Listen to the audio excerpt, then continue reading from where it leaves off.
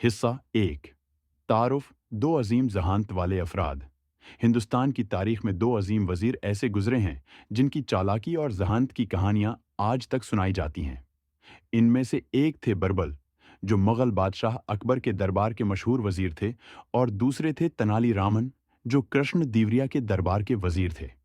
दोनों ने अपने वक्त में अपनी जहानत और चालाकी से न सिर्फ अपने बादशाहों को मुतासिर किया, बल्कि अपने दौर की सियासत में भी अपनी अहमियत को साबित किया।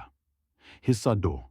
बरबल की जहानत और चालाकी। बरबल, जो अकबर के दरबार का अहम हिस्सा थे, अपनी जहानत के लिए मशहूर थे।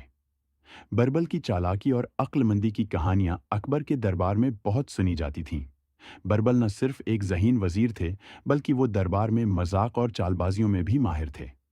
अकबर की शख्सियत और सल्तनत के बारे में बहुत सी कहानियां हैं, जिनमें बरबल की चालाकी का कलीदी किरदार रहा है। अकबर को हमेशा ये शिकायत रहती थी कि उसके दरबार के बाकी विज़रा इसके सवालात का सही जवाब नहीं दे पाते, लेकिन बरबल के पास हर सवाल का जवाब हमेशा मौजूद होता था। यही वजह थी कि अकबर उनकी बहुत इज्जत करता था। हिस्सा थू। तेनाली रामन। कृष्ण देवरिया का वजीर। दूसरी तरफ तेनाली रामन, जो कि कृष्ण देवरिया के वजीर थे, अपनी चालाकी और जहानत में किसी से कम नहीं थे। तेनाली रामन का शुमार भी उन वजीरों में होता है जिन्होंने अपनी चालाकी की वजह से अपने बादशाह को बहुत सी मुश्किलात से निकाला। इनकी कहानियां भी इसी तरह मशहूर हुईं जैसा कि बरबल की मशहूर हुईं। इनका अंदाज मुख्तलिफ था। वो चालाकी में ज़्यादातर मुफक्किर और हिकमत को इस्तेमाल करते थे, जबकि बरबल ज़्यादातर जहानत को मजाक और हिकमत के ज़रिए इस्तेमाल करते थे। हिस्सा चार। बरबल और तेनाली रामन की जहानत का इम्तिहान। एक दिन अकबर और कृष्ण देवरिया ने फैसला किया कि दोनों वजीरों की जहानत का इम्तिहान लिया जाएगा। अकबर ने बरबल से पूछा, अगर तुम्हें अपनी जिंदगी में कुछ छिपाना हो तो तुम क्या छिपाओगे?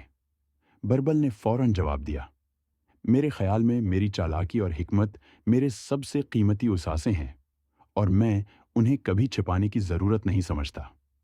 अकबर ने इस जवाब पर बरबल की जहानत की तारीफ की, लेकिन तेनाली रामन के पास एक मुख्तलिफ जवाब था। हिस्सा पाँच। तेनाली रामन का मुनफरिद जवाब।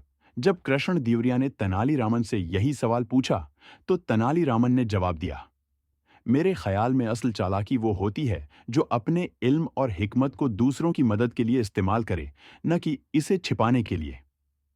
इसका जवाब कृष्ण देवरिया को बहुत पसंद आया, और वो ये समझ गए कि तेनाली रामन की चालाकी एक मुख्तलिफ नौयत की है, जो बरबल से मुख्तलिफ थी। कृष्ण देवरिया ने कहा कि वाकई चालाकी का असल मयार इसमें होता है कि इंसान उसे दूसरों के फायदे के लिए इस्तेमाल करे। हिस्सा सिक्स।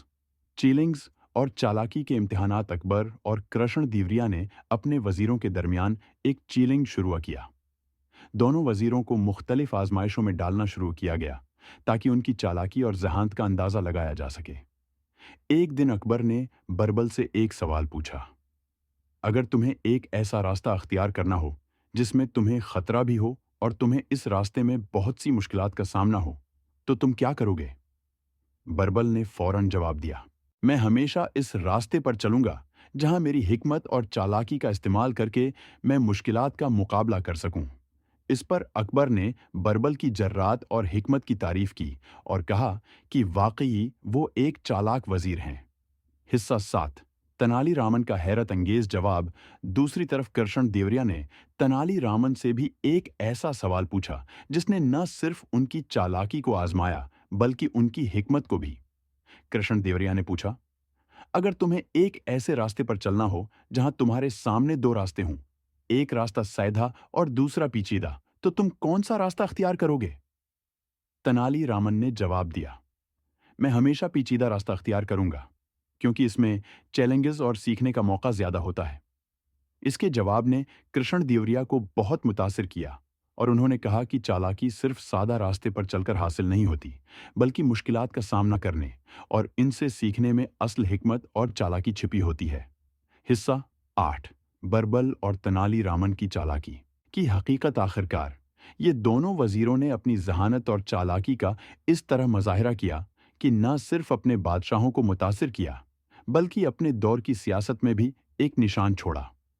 बरबल की चालाकी हमेशा अकबर के दरबार में मजाक, हिकमत और चालबाजियों के जरिए जाहिर होती थी, जबकि तेनालीरामन की चालाकी हमेशा गैर मुतवक्का तरीकों और हिकमत के जरिए जाहिर होती थी। दोनों की कहानियां आज तक सुनाई जाती हैं और उन दोनों का शुमार हिंदुस्तान के अजीम तरीन वजीरों में होता है।